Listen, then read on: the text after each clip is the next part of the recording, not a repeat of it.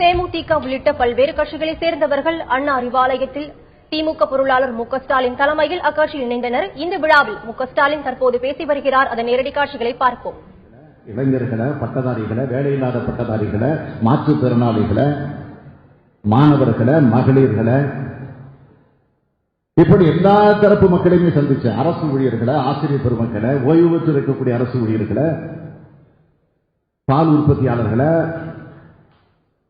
அதே போல தமிழகத்தில் இருக்கக்கூடிய எல்லா தரப்பு மக்களை, சிறு குறு தொழில் நடத்தக்கூடிய முனைவர்களை, சமுதாய தலைவர்களை, சமுதாயத்தில் இருக்கக்கூடியவர்களை, பிற்படுத்தப்பட்ட மக்களை, தாழ்த்தப்பட்ட மக்களை, மிக மிக பின்தங்கியில் இருக்கக்கூடிய மக்களை, மீனவர்களை, இப்படி எல்லா தரப்பு மக்களையும் நான் சந்திச்சு அவருடைய பிரச்சனைகளை எல்லாம் கேட்டேன். திமுக ஆட்சி இருந்தப்போ உங்களுக்கு என்னென்ன வசதிகள் கிடைச்சது? கலைஞர் 5 முறை தமிழ்நாட்டில் முதலமைச்சராக இருந்தார். அப்பொழுது திமுக ஆட்சி மூலமாக நீங்கள் என்னென்ன பலன்களை பெற்றீர்கள்? இப்போ 5 ஆண்டு காலமாக ஜெயலலிதாவுடைய ஆட்சி தமிழ்நாட்டில் நடந்துகிட்டு இருக்கு.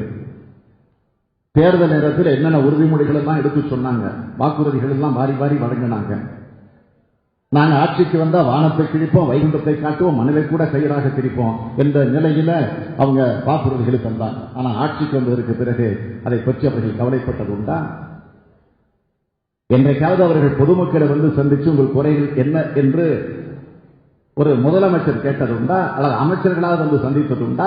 அல்ல ஆளுங்கட்சியில் இருக்கக்கூடிய சட்டமன்ற உறுப்பினர்களாக வந்து உங்களை சந்தித்தது உண்டா? ஆளுங்கட்சியை சார்ந்த நாடாளுமன்ற உறுப்பினர்களாவது வெற்றி பெற்று சென்றதற்கு பிறகு என்றைக்காவது பொதுமக்களை வந்து சந்தித்தது உண்டா? நான் கேட்கிறேன், எம்எல்ஏ வேண்டாம், எம்பி வேண்டாம், அமைச்சர்கள் வேண்டாம், முதலமைச்சர் வேண்டாம், ஒரு கவுன்சிலராவது வந்து உங்களை சந்திச்சு குறைகளை கேட்டது உண்டா? அதிமுகவை சார்ந்தவங்க, ஆளுங்கட்சியை சார்ந்தவங்க இல்லையே. 5 வருஷம் எதை பத்தி கவலைப்படலையே. செம்பரம்பாக்கம் ஏரி பிரச்சனை தெரியும் உங்களுக்கு. அது இயற்கை பேரிடரா? இல்ல, செயற்கை பேரிடர். மழை எப்போதும் வரத்தான் போகுது. பருவ காலங்களில் மழை சில பருவ காலங்களில் குறைஞ்சு வரும், இல்ல அதிகமா வரும், சில நேரம் வராமலே போயிருக்கு. அது வேற. ஆனா பருவ காலம் என்பது எல்லோருக்கும் தெரியும். எப்ப மழை வரும், எப்ப வருதுன்னு கணக்கு போடுறோம். நான் மேயரா இருந்தேன் இதே சென்னை மாநகரத்தில் 2 முறை மேயரா இருந்தேன். நம்ம மாசு மேயரா இருந்தாரு. அப்ப இதே மாதிரி மழை வந்தது இல்லையா? கொஞ்சம் குறைஞ்சி வந்திருக்கலாம், அவ்வளவுதான். சில நேரங்கள் அதிகமாக கூட வந்திருக்கு. அப்ப இது மாதிரி மழை வந்தப்போ இது மாதிரி இன்னைக்காவது சென்னை மாநகரம் பாதிக்கப்பட்டிருக்கா? தயவுசெய்து சிந்திச்சு பார்ப்போம். மழை தண்ணி வந்துச்சு, தண்ணி தேங்கிச்சு, அங்க குளம் மாதிரி நின்றுச்சு.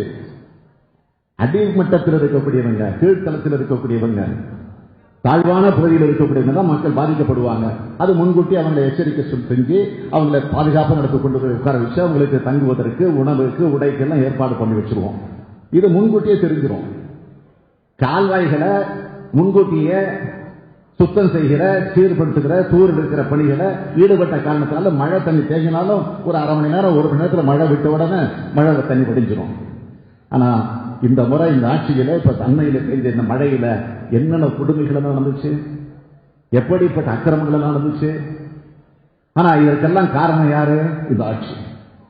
செம்பரம்பாக்கம் ஏரியை முறையாக திறந்து விடாத காரணத்தினாலதான் இந்த கொடுமை ஏற்பட்டுச்சு. அதனாலதான் திரும்ப திரும்ப சொல்லுகிறோம், திமுக நிச்சயமாக வரப்போகிற தேர்தல் ஆட்சிக்கு வரப்போகிறது. வந்தவுடனே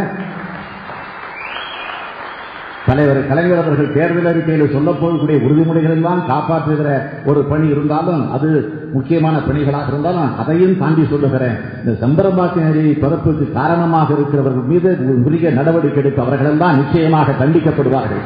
காரணம், எவ்வளவு உயிர் பலி வாங்கப்பட்டிருக்கு, எவ்வளவு பேர் வீடுகள் எழுந்தீங்க, எவ்வளவு உடைமைகள் எழுந்தீங்க. 10 நாள் 15 நாள் சோறு தண்ணி இல்லாம சிக்கி தவித்தீங்கள.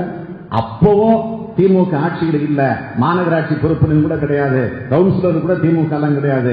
ஆனா இருந்தாலும் திமுக எந்த அளவிற்கு முன்னின்று நிவாரண பணிகளில் ஈடுபட்டது என்பது உங்களுக்கு நன்றாக தெரியும். எதற்காக இதைதான் சொல்லுகிறேன்னு சொன்னீங்கன்னா, நான் எல்லா தரப்பு மக்களையும் தமிழகம் முழுவதும் சென்று சந்தித்தப்போ, அடுத்து நீங்க தான் ஆட்சிக்கு வரப்போறீங்க சொன்னாங்க. நம்பிக்கையோட சொல்றாங்க.